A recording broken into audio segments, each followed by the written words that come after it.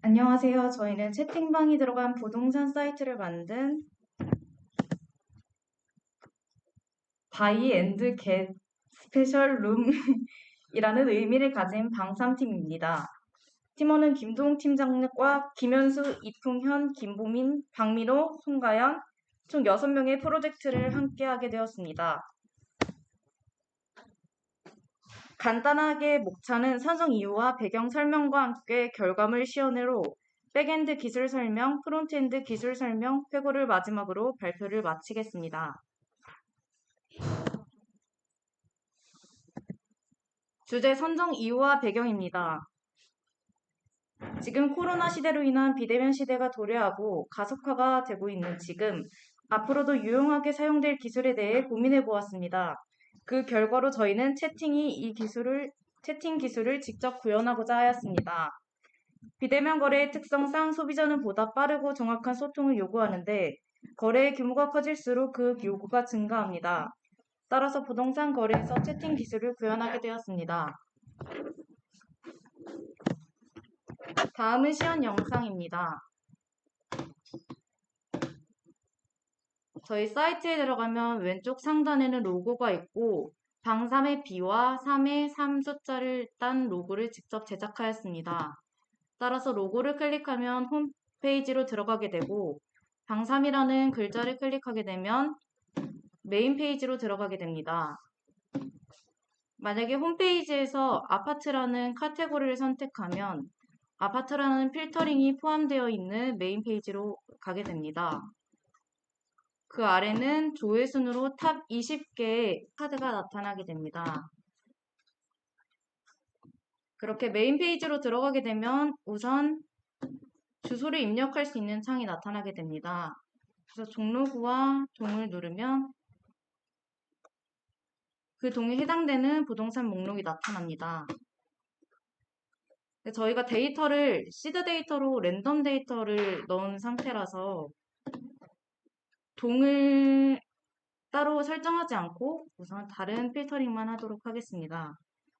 전체를 선택할 시에는 전체의 방 종류가 나타나고 원룸을 선택하면 원룸에 대한 거, 주택을 선택하면 주택에 대한 거, 아파트를 선택하면 아파트에 대한 필터링이 나타납니다.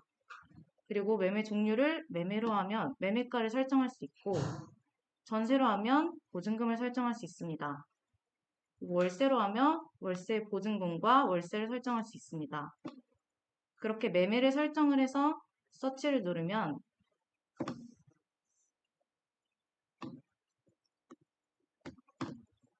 매매 필터링이 포함된 서치 결과가 나타납니다. 그리고 평수도 10평 이하, 10평대, 20평대, 30평대, 40평대까지 있으며 화장실도 1개에서 4개 이상까지 필터링이 되어 있고 방도 1개에서 4개 이상 그리고 관리비도 무제한까지 서칭할 수 있도록 해놨습니다. 그리고 초기화를 누르면 해당 필터링이 모두 초기화된 채로 필터링이 됩니다. 그리고 최신순과 조회순으로 목록을 볼 수 있도록 설정해 놓았습니다. 그래서 만약에 하우스 리스트에 자세히 디테일하게 들어가면 집에 대한 정보가 나타나고 채팅하기에 들어갈 수 있는데 아직 로그인이 되지 않은 상태라 로그인을 해야 사용이 가능하다는 모델창이 뜹니다. 로그인 같은 경우에는 직접 로그인하는 경우도 있고 네이버 로그인으로 들어갈 수 있는 경우도 있고 카카오 로그인으로 들어갈 수 있는 경우도 있습니다. 직접 로그인해서 들어가게 될 경우에는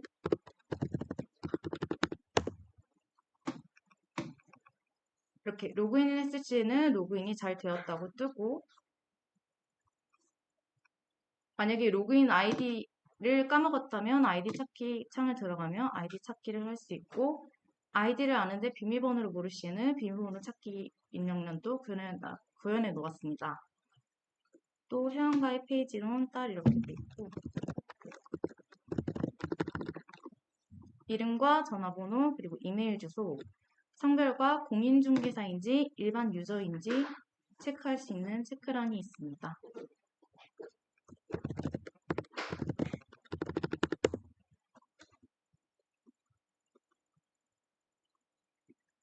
그래서 유저의 마이 페이지에 들어가면 내 정보를 볼 수 있는 정보란이 있고 비밀번호 수정과 동시에 이름과 전화번호, 이메일, 자기소개를 각각 수정할 수 있게끔 구현해 두었습니다. 그리고 유저가 최근 본 방들이 자동으로 저장되게끔 하였고 찜한 방도 유저가 하트를 눌렀을 시 찜한 방이 포함이 되도록 그리고 하트를 누르지 않으면 찜한 방에서 사라지도록 구현해 놓았습니다. 그리고 공인중개사로 한 사람 같은 경우에는 판매 내역이라는 공인중개사 페이지가 따로 뜨는데 전체 판매 중인 것과 판매 완료인 것이 모두 볼 수 있는 란과 판매 중인 거를 따로 볼 수 있는 란, 판매 완료를 따로 볼 수 있는 란을 만들어 놓았고 유저가 판매 종료를 누를 시에는 판매 중에서 판매 완료로 넘어갈 수 있게 됩니다.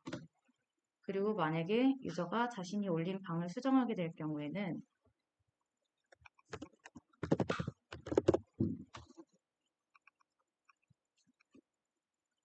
구도, 구에 따라서 선택할 수 있게 해놓았고 상세 주소, 그리고 방 종류, 방 개수, 평수도 수정할 수 있으며 특히 거래 종류 같은 경우에는 매매, 전세, 월세에 따라서 넣을 수 있는 입력란이 따로 뜨게 됩니다. 그래서 보증금을 따로 설정하고 관리비 입력 후 추가 옵션까지 입력하고 업데이트를 하게 되면 수정된 란으로 디테일 목록이 변경되게 됩니다.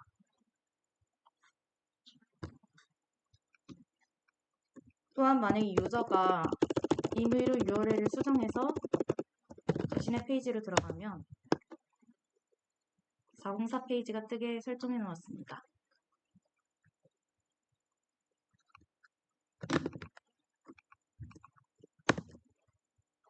다음은 프론트엔드 기술 구현에 대해 자세히 설명해 드리겠습니다. 안녕하세요. 프론트엔드 발표를 맡게 된 이풍현이라고 합니다.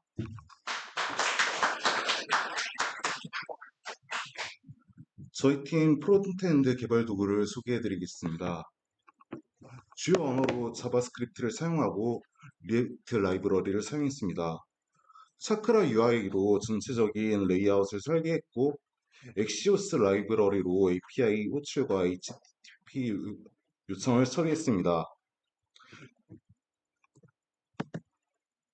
리액트 훅폼 라이브러리로 폼의 상태를 관리했고 깃허브로 프로젝트 버전 관리를 했습니다. 그리고 리액트 쿼리로 그 비동기적으로 API를 업데이트하는 것을 처리했습니다.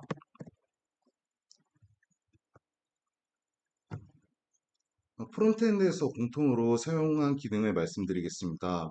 아까 설명드린 차크라 UI와 리액트 쿼리가 있고 또 서버와 클라이언트의 중계를 해결하기 위해 프록시를 사용했습니다.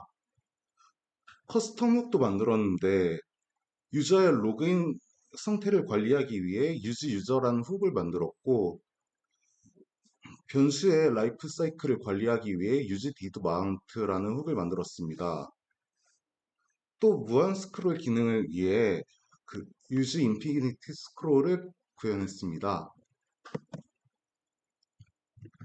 예, 먼저 홈페이지를 보시면 조회수 상위 20%를 무한 캐러셀로 구현을 했습니다. 사실 제가 직접 기능을 구현하려고 했는데 배열의 마지막 인덱스에서 첫 인덱스로 돌아오는 로직이 부자연스러워서 배열을 복사해주는 리액트 슬릭 라이브러리를 이용했습니다. 단순히 라이브러리를 가져다 쓰는 것뿐만 아니라 직접 UI를 꾸며보기 위해서 모듈을 직접 뜯어보는 경험을 할 수 있어서 되게 의미 있었습니다. 메인 페이지를 보시면 무한 스크롤이 구현되어 있습니다. 무한 스크롤은 인스타그램, 유튜브 등에서 주로 사용하는 기능이며 트래픽의 부담을 덜기 위해 최소한의 필수 데이터를 받아 유저에게 보여주기 위해 사용되는 기능입니다. 스크롤마다 이벤트 루프에 배치를 할 수 있는데 저희는 리액트에서 불리한 값인 이즈 배칭이란 스테이트를 설정해서 그 핸들러에 그 불리한 값을 보내도록 그 설정을 했습니다. 문제는 뭐 스크롤 이벤트가 클릭처럼 뭐 단일한 이벤트가 아니라 범위로 이벤트를 발생하는 거기 때문에 해당 조건에 만족하는 모든 동작들이 이벤트로 다수 발생하는 문제가 있습니다. 때문에 이벤트를 제한하는 펑션을 만들어야 했는데 두 가지 방법이 있습니다. 첫 번째는 뭐 스로틀이라고 하는 기능인데요. 타임 스탬프를 기준으로 그 설정한 시간 동안 이벤트를 딜레이하는 기능입니다. 두 번째는 리퀘스트 애니메이션 프레임이라는 기능인데요. 애니메이션 등 시각적인 업데이트가 완료되기 전까지 이벤트를 제한하는 방식입니다. 둘 다 이벤트를 제한하는 기능이지만 직접 타임스탬프를 설정하는 것보다 브라우저가 시각적인 업데이트를 마무리하는 순간 이벤트를 제한하는 게 더 적합하다 여겼기 때문에 리퀘스트 애니메이션 프레임을 사용했습니다. 또 스크롤의 기능은 뭐 90%로 설정을 했는데 스크롤이 브라우저의 90% 정도 내려가는 순간 이벤트가 발생합니다. 네, 아까 뭐 시연을 할 때 그 필터 기능을 시연을 했는데 판매나 아이디, 뭐 비밀번호 찾기, 수정하기 등 모든 스테이트의 밸리데이트 설정을 하는 것을 설정을 했습니다. 모든 API에 적합한 파라미터를 설정하고 뭐 CRUD를 적용을 하기도 했고요. 유저 페이지 그 로그인 여부와 그 해당 유저가 그 공인중개사인지 확인하고 좋아요가 눌러진다거나 뭐 판매 내역 페이지로 들어간다거나 수정할 수 있는 기능 등을 뭐 만들었습니다.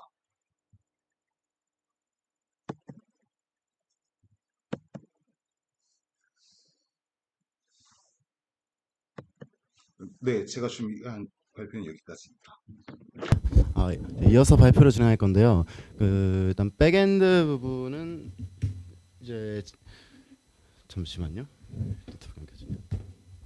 일단 먼저 백엔드 부분에서 이제 사용한 기술 스택부터 이제 한번 정리하고 이제 시작하겠습니다.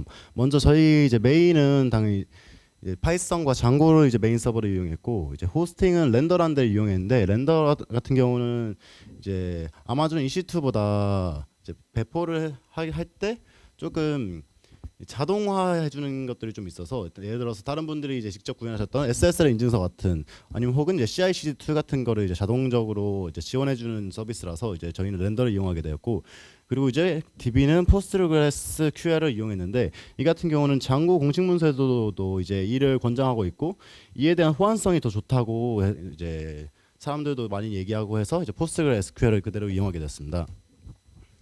그 다음에 이제 저희가 사용한 라이브러리는 일단 먼저 장고 레스트 프레임워크를 써서 최대한 레스트풀한 API를 이제 설계할 수 있도록 노력했고, 이제 구니콘과 유비콘이라는 걸 사용했는데, 이제 보통 장고 코드를 실행할 때 보면 이제 파이썬 매니저 파이 런 서버 코드로 이제 WSGI 서버를 실행하는데, 이제 이는 장고 공식 문서에도 나와 있고, 이제 보통 프로젝트 배포 환경에서는 이제 걔 같은 경우는 보안 문제나 아니면 기타 동시 트래픽 혹은 여러 문제들이 발생할 수 있다고 절대 권장하는 방법이 아닙니다. 보통 유비콘으로 WSGI 서버를 연동해서 쓴다거나 엔지닉스에서 연결하고 이제 그런 방식으로 하라고 권장을 합니다. 거기에 저희는 채팅 기능이 포함되어 있는 이제 웹사이트를 제작할 거기 때문에 ASGI 서버라는 게 필요한데, 이제 ASGI 서버를 연결하기 위해서 유비콘을 같이 사용해서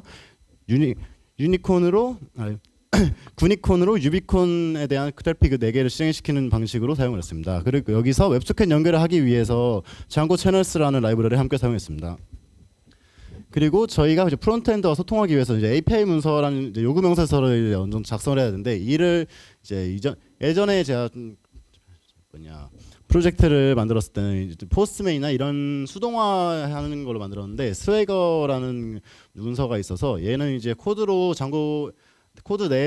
장고 내에서 그냥 이거를 코드를 치면 API 문서 자동으로 생성해주는 툴이 있어서 이거를 사용하게 되었고, 배포 환경에서 센트리라는 거를 이제 저희 처음 이용해봤는데, 센트리 같은 경우는 배포 환경에서 에러가 뜨는 경우 이제 이런 것들을 저희가 배포한 상태에서는 저희가 하나하나 로그를 보면서 볼 수가 없기 때문에 이를 이제 디스코드, 슬랙 아니면 이제 이메일 같은 경우로 이제 알림을 보내주고 어떤 유저가 어떤 시간에 무엇을 하다가 어떤 쿼리문을 날렸다. 이제 그래서 이 코드에서 에러가 난다. 이제 이런 걸 알려주는 이제 도구가 있어서 이걸 같이 이용하게 됐습니다. 그리고 버전 관리 툴은 GitHub을 이용했습니다. 저희 DB는 이제 이렇게 이제 설계를 했고요. 이제 여기서 조금 더 이제 제약 조건이 조금씩 하나씩 있는데 간단한 메시지 같은 경우는 이제 최대 한 몇천 개가 보관되기에는 데이터베이스가 너무 아깝다 생각이 들어서 자동적으로 몇 개 제한도 걸었고 채팅방도 몇 개월 동안 유지 안 한 채팅이 한 번도 안 올라오는 것 같은 건 자동적으로 삭제할 수 있게 룸 매니저 같은 것도 속성도 걸었고 그리고 최대한 장고의 팸 모델을 설계할 수 있게 해서 프로퍼티 데코레이터를 사용해서 모델을 설계하는 방식으로 사용해서 이것보다 좀 더 많은 필드가 있긴 한데 실제 DB에는 이제 현재 보이는 필드만 들어가 있습니다. 저희 이제 API 문서인데요.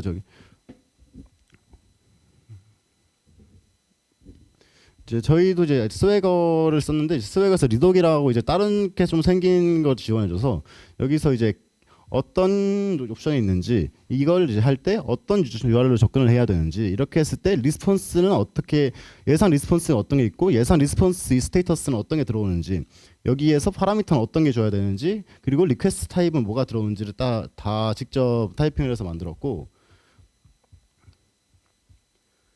이제 여기 이제 조회할 때 경우는 저희가 필터링이 좀 많이 들어갔다 보니까 쿼리 파라미터가 좀 많은데 여기에서 프론트 이제 개발자분들이 이제 좀 더 쉽게 확인할 수 있도록 최대한 여기에 가능한 것들 그리고 어떤 타입이 꼭 들어가야 되는지 그렇게 했을 때 정상적으로 들어왔을 때는 어떤 데이터 타입이 들어가야 되는지 그리고 여기서는 에러 코드가 뭘 떠야 되는지랑 그거랑 이제 리스폰스가 어떻게 돼야 되는지를 이제 최대한 좀 자세히 명시해서 쓸 수 있도록 이거를 전부 다 작성해서 좀 더 썼습니다.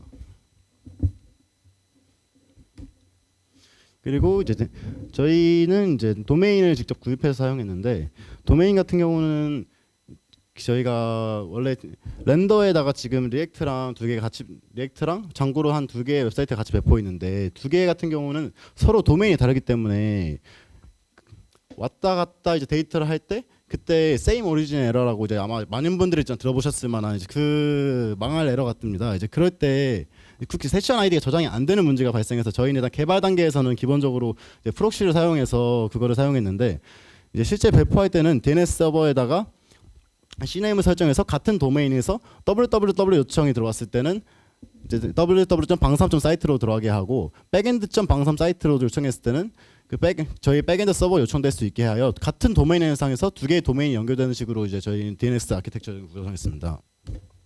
그다음에 저희 이제 메인 이제 아키텍처인데요.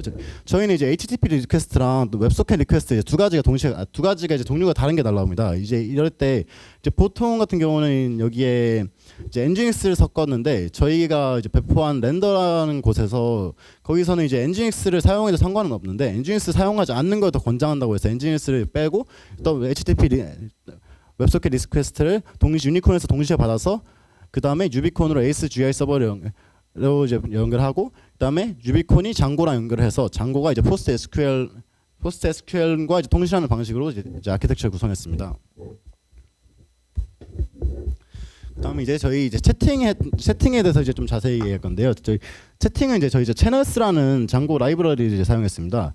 여기서 저희가 웹소켓 리퀘스트, HTTP 리퀘스트는 결국 둘이 다른 종류입니다. 그게 이제 보통 HTTP 리퀘스트는 한쪽에서 무조건 응답이 있어야 리퀘스트가 돌아가는 구조가 돼야 되는데 채팅은 그게 아니고 일방적으로 서버에서 유저한테 계속 메시지를 보낼 수 있는 기능이 있어야 됩니다. 그래서 웹소켓이라는 기술이 필요한 건데 그거를 해결해 주는 게 이제 채널스입니다. 채널스 레이어를 하는 걸 이용하면 이제 두 개 서로 다른 유저들이 서버에 계속 연결할 수 있도록 이제 구현할 수 있습니다. 이때 이제 라우팅 앱을 이제 따로 만들어서 거기서 HTTP 리퀘스트와 웹소켓 리퀘스트를 따로 이제 구분시켰습니다. 그리고 저희가 여기서 이제 구현할 때 채팅방뿐만 아니라 이제 좀 더 사용자가 좀 더 카카오톡이나 인스타그램 DM처럼 좀 더 UX적 사용자 경험이 좀 더 좋을 만한 환경을 만들기 위해서 이제 상대한테 메시지가 왔을 때 플러스 1이 된다거나 아니면 읽으면 1사라도 사라진다 아니면 이제 마지막 메시지가 채팅방에 올라온다 이제 이런 것들을 같이 구현하기 위해서 한 명의 유저가 채팅방에 연결될 때 동시에 두 개의 웹소켓이 연결되도록 구현을 했었는데 이 부분은 이제 좀 이따 같은 채팅 부분을 따로 시연 한번 하면서 보여드리겠습니다. 일단 저희 시연하기 전에 현수님께서는 메인 페이지와 디테일 페이지, 마이 페이지 그리고 이제 방 업로드 및 수정 부분을 이제 담당해 주셨고, 이제 풍현님께서는 홈페이지 UI, 마이 페이지, 최근 본방 그리고 찜한방 이쪽 UI랑 그 뭐냐 이제 그런 것들을 이제 구현해 주셨고, 그리고 민호님께서는 피그마 설계도랑 이제 유저 부분의 로그인 부분에 대해서 간단한 UI를 작성해 주셨습니다. 그리고 이제 이제 저는 이제 전체적인 프로젝트 관리와 배포랑 이제 채팅 기능 구현을 제가 주로 맡아서 했습니다. 그리고 보미님은 이제 유저 부분 API와 이제 노션 작성을 맡아주셨습니다. 그리고 이제 가연님은 DB 작성과 이제 API 구현 및 이제 그 스웨그로 통한 문서 작성 그리고 디자인에 대한 보완을 조금 더 같이 해주셨습니다.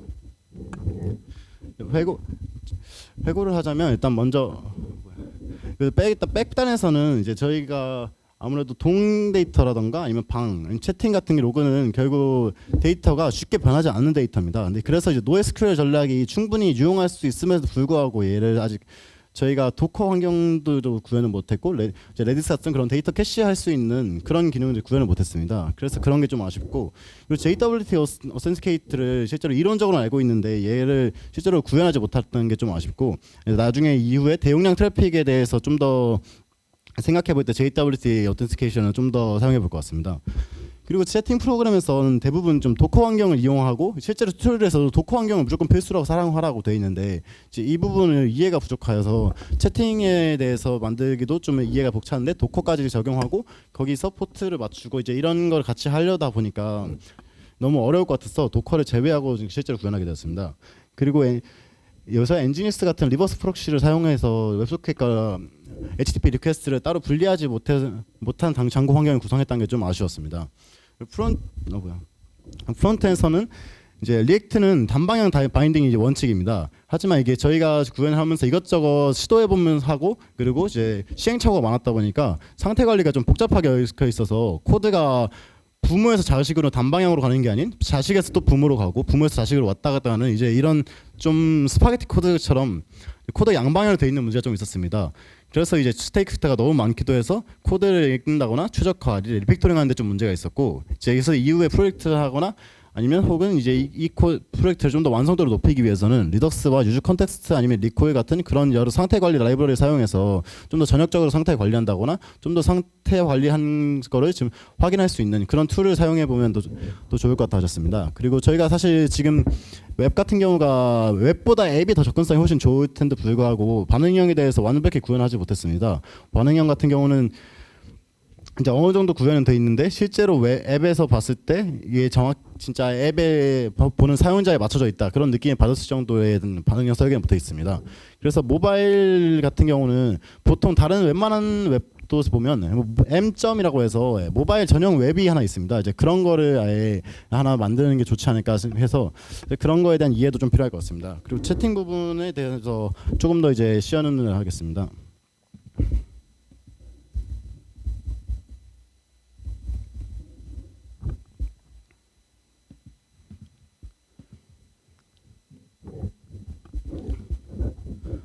이게 지금 아까 이제 문의가 왔던 내용인데요. 얘 같은 경우는 이제 플러스 2로 왔고 그리고 여기에 문의가 들어오고 마지막 메시지가 들어오고 이제 여기서 언제 왔는지 그리고 마지막 그 누구한테 왔는지 그리고 이게 이제 내가 했을 때 왼쪽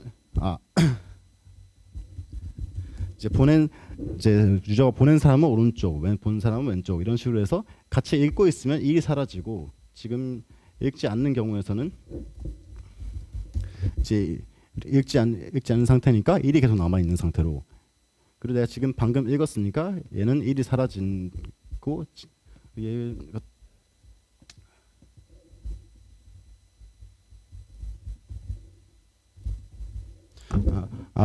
그래서 이제 하면